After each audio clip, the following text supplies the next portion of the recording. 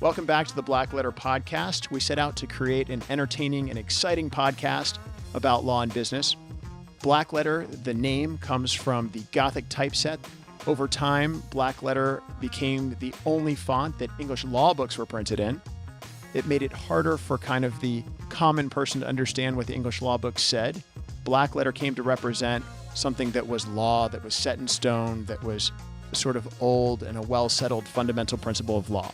We're here to demystify black letter law. We're here to demystify things that happen in business and law and where those two meet.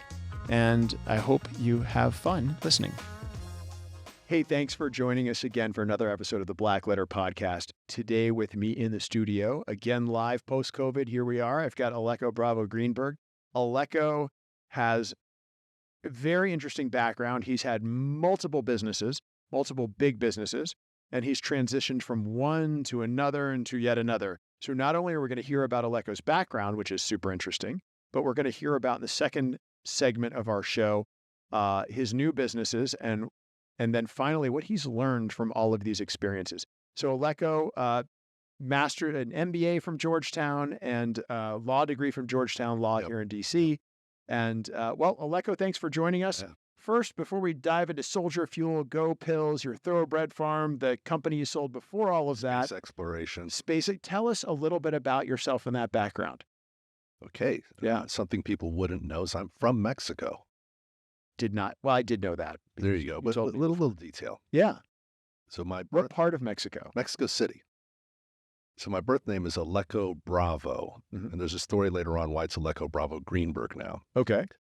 So my papa, my biological father, was a matador based in Mexico City. Nobody has that. I know. And my mom from Sweden was a prominent showgirl in Las Vegas in the 60s. This is all making sense? I don't know. Right. Okay. Yeah, this is the beginning of a great book. Okay.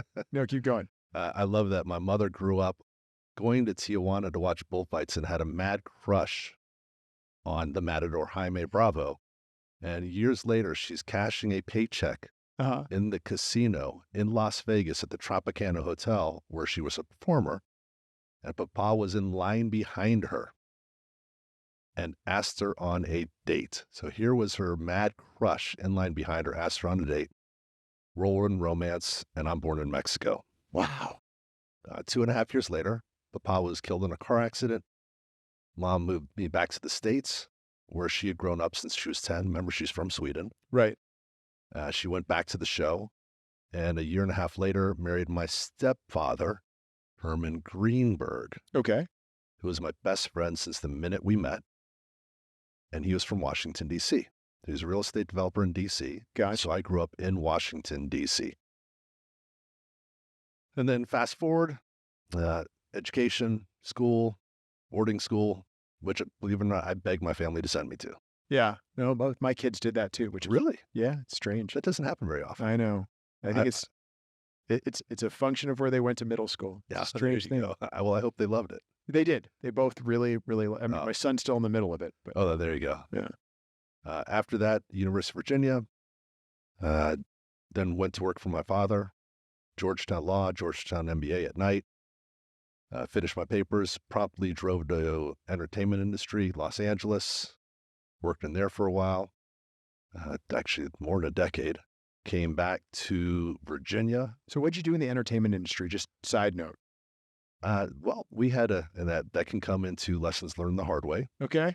Partnered with a friend of mine, my best friend from grad schools. Yeah. And he got me to start a tech company with him. Uh-huh. Lots of hard lessons learned in that. They'll come up later on. Okay, fair. And my late father, my stepdad, was coming towards the end of his life. I was born in 1920. Like you, was in the Army, a master sergeant. Moved back to D.C. to be with him the last couple of years of his life. And he passed away. A couple of years later, my best friend, who's now my business partner as well, in Soldier Fuel and Go Pills and such. Yep. He and I decided that we liked telling the stories of the good guys and good girls who do great work for our country and nobody knows what they do. Mm-hmm. So we said, let's tell the stories of the unsung heroes. So one of those was an Air Force squadron called the Hurricane Hunters. Yeah, I know it. Okay, so great. I know somebody who was a hurricane hunter. One of What- my dad's best friends. Really? Yeah, Hughes Webb. He was an '06 colonel. He flew C-130s. Oh, C-130J. Yeah, into hurricanes. Yeah. You know. All right. Yeah. So here's the technicality you Crazy. wouldn't know. Yeah. C-130J Okay. means that the leading edge of the propellers are armor plate. Yeah, reinforced C-130s. That's what he called them. Right. Reinforced Yep, C-130s. yep. Because when you fly into the eye of a hurricane, you're flying through hailstorms. Yeah. And so you would ding up Bad for those leading airplanes. edges. Yeah. Exactly. Very bad. Very That's how bad you for crash. airplanes. You don't want to do that, right? Yeah. So we ended up creating a series called Hurricane Hunters. Okay. Wow. I called a buddy of mine, another Georgetown guy, Yeah. who was pretty dominant in the industry. As a matter of fact, after us, he ended up becoming the CEO of Time Incorporated. Wow. His name's Rich Batista. Okay. So I called up Rich and I said, hey, Christian, my partner, said, we've got this great story about the hurricane hunters. So he called a friend of his who's the CEO of the Weather Channel, Mhm. who said, hey, this is great. Let's get it done. So they offered us a pilot episode. And I said, I like it. Pilot episode for hurricane and boom, boom, airplane. boom. Yeah, I had to. Yep. It's right there. Maybe out of ignorance, I'm not sure, but I said, no, we don't want a pilot episode. Of course, everybody in the room said, oh my God, you can't say no. And I said, we want a full series. So they gave us a series. Wow. Yeah.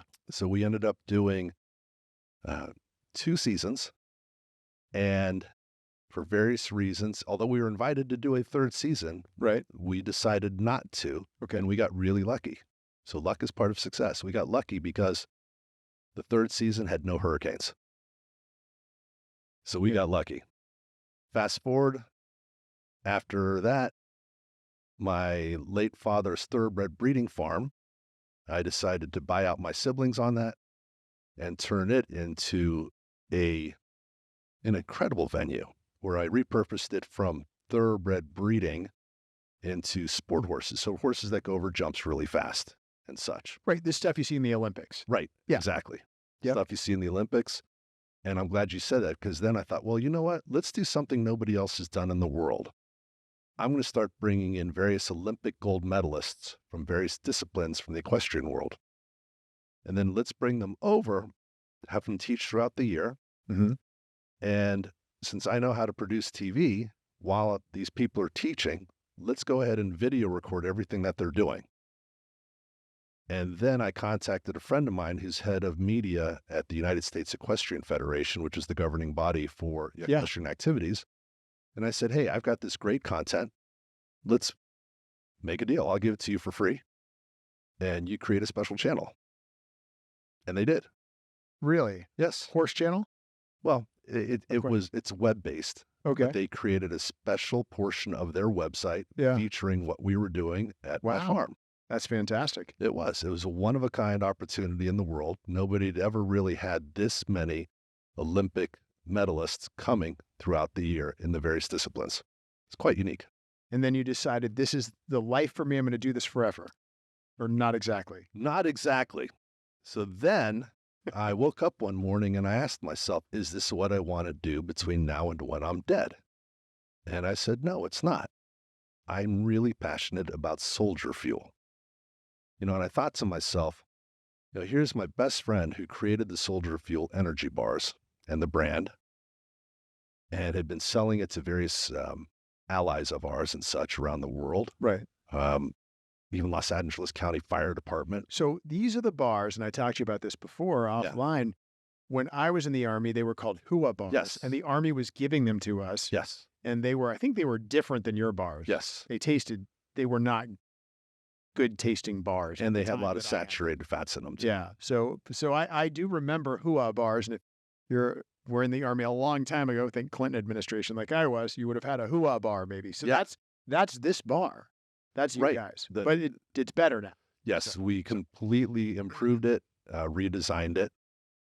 And I thought to myself, gosh, I've eaten several thousands of these bars that my best friend's company had been making. And I thought, well, yeah, I turned my farm into something extraordinary. I love that brand Soldier Fuel. Mm-hmm. And I thought, well, instead of eating the bars and always buying them, why don't I own the brand, own the company? Fair. So I spoke with my friend and we decided to combine forces and to take it up to a much higher level. So that's when we created Soldier Fuel Energy Drink as well, to see if anybody was interested. And if you can't see it if you're listening, but Aleco is drinking a bottle of Soldier Fuel Energy Drink. He loves this stuff. So good. And it's got a Black Hawk with some fast roping down the front. So good. So that's how we came to Soldier Fuel and Go Pills.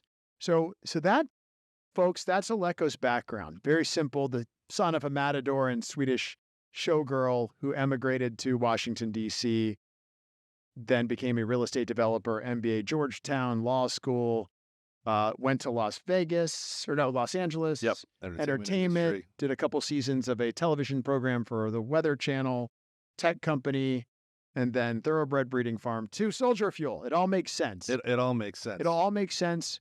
So I'm going to bring you all back for the next episode because you're wondering now, well, what is Soldier Fuel? What's the mission? And what has Aleco possibly learned from all of this? There've got to be some good lessons, and I'm excited to extract those from you next show, Aleco. So I hope you don't mind sharing with us. I look forward to it. I'm going to throw a little icing on the cake for you. All right. A teaser? Yeah. Well, part of the background. So Papa, the matador, my father, the matador. Yeah. He and Picasso were buddies. Really? Yep. I mean, I'm not surprised. What else could possibly happen here? Right. So, okay. So, Picasso's buddy, the matador, and we're familiar with Picasso painted some matador Spanish things, I think, didn't he? I mean, they didn't look like, because he wasn't like he was a surrealist. He loved the matador world, and he went through a season where he did a lot of work with the matadors. Yeah, that is crazy. So you guys have the history now, listeners out there, podcasters and YouTubers. Thank you for listening. When we come back, Aleco is going to talk about Soldier Fuel and talk about Go Pills, his current business, what it's doing and what its mission is, and lessons learned. He has some interesting lessons learned, hard lessons learned. So that's the teaser. They're not easy lessons. They're hard lessons. And we'll hear a little backstory there. Thanks for joining us for this episode of the Black Letter Podcast. We'll see you next time here. Download us wherever you get your podcast, iHeartRadio, iTunes, Spotify, and of course, you can watch us on YouTube. Thanks for joining us. That's all for today's episode of Black Letter. Thanks again for listening. Join us next time when we talk about more Black Letter issues in creative ways. Make sure you subscribe to the podcast so you never miss an episode, and check out our website at blackletterstudios.com.